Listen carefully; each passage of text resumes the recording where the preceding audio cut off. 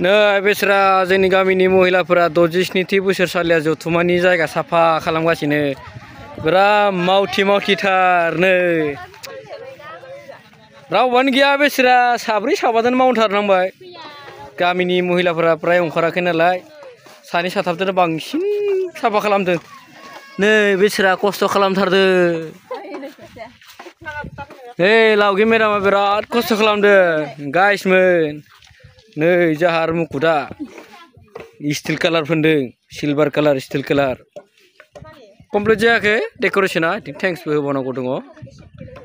flag पस्टिंआबो प्राय कमप्लिटनि लामायाव थांगासिनो जोंलायबावोलाय नै मावथि जरासे नै मेदामफोर बिसोरो दामि मेदामफोर नै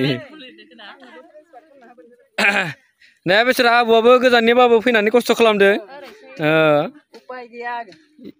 मावग्राफोरनि इसोरा बोर होथोंसै खस्थ' खालामग्राफोरनि थाखाय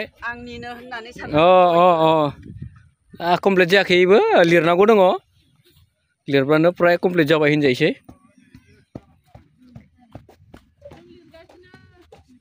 रं कालारफोरनाबो एसे दंबायो मेनि समाव जोबगौमोन खामानिया नाथाय अखाया हमथाना दोनबाय मा खालामनो राहा गैया गोथे जाबाय दे लिरद' जल्दि लिरद' दे साफा लिरना हो स्लिम लिरना हो आरो बेथ' ओरैनो जिरायनासो थाबाय नालाय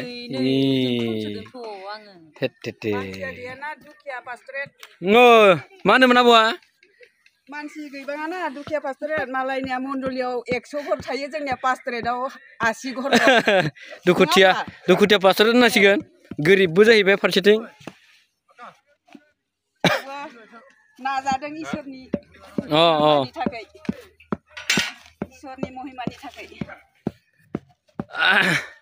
गेटजा पेन्डेल गेट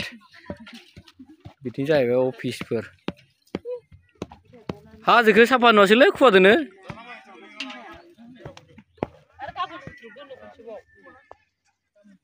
बेखौ गाबोन फुङाव रेन्दा होबावनांगोन हुथ्रुनानै साफा रेन्दा होनांगोन नोंसोरखौ गाइस मोना नुजोबसिगोनलै हले